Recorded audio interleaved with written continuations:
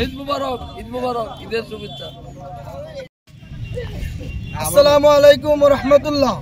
আমরা বিশ্রামগঞ্জ কেন্দ্রীয় ঈদগাহ ময়দান থেকে সারা রাজ্যের, দেশের, সারা পৃথিবীর মানুষকে আমরা আন্তরিক প্রীতি, শুভেচ্ছা, অভিনন্দন জানাচ্ছি। আমরা ত্রিপুরা রাজ্যের বিশেষ করে হিন্দু, মুসলমান, পাহাড়ি, বাঙালি, জাতি, ধর্ম, বর্ণ নির্বিশেষে সকল মানুষকে আমরা বিশ্রামগঞ্জ ঈদগাহ কমিটির তরফ থেকে আন্তরিক প্রীতি, শুভেচ্ছা, অভিনন্দন এবং আমরা সবাই মিলে সম্মিলিতভাবে ঈদুল আজহা যাতে উদযাপন করতে পারি। আমাদের ঈদ উদযাপন করতে রাজ্যের অন্যান্য সম্প্রদায়ের মানুষ অন্যান্য বছরের মতন এবছরও আমাদেরকে সহযোগিতা করবে, আমরা এই প্রত্যাশা ব্যক্ত করছি। বিশেষ করে আমাদের মধ্যে যারা আমরা কোরবানি করব, এই উদ্দেশ্যে কোরবানি দাতাদের উদ্দেশ্যে আমাদের বিশেষ বার্তা, আপনারা প্রত্যেকেই কোরবানি দেওয়ার পর বর্জনীয় বিষয়গুলো আপনারা মাটিতে অবশ্যই পুঁতে দেবেন, যাতে আমাদের কোরবানি, আমাদের আনন্দ উৎসব অন্যের জন্য ক্ষতির কারণ না হয়। এটা আপনাদের কাছে বিশেষ আবেদন থাকবে।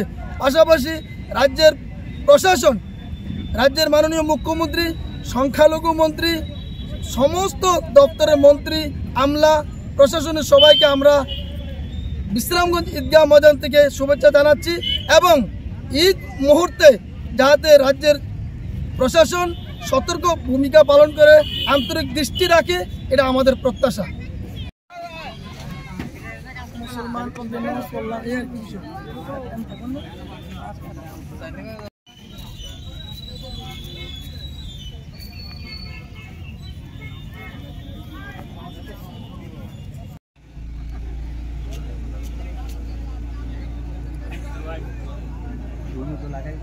محمد كما صليت على إبراهيم وعلى آل إبراهيم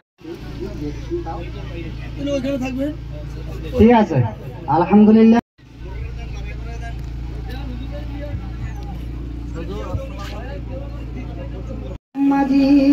কিছুক্ষণের মধ্যে দোয়া হয়ে যাবে। আমরা যারা মাঠের মধ্যে ঘোরাফেরা করছি আমরা প্রত্যেকে আজকে আমার কত নসিব খারাপ যে আমি আজকে ঈদুল আজহার দিনে আমার মা বাবার মাগফিরাতের উদ্দেশ্য করে হাত তোলার সুযোগটা পর্যন্ত পাচ্ছি না। আফসোসের বিষয়। আমরা আবার দাবি করি কি আমি একজন মুসলমান।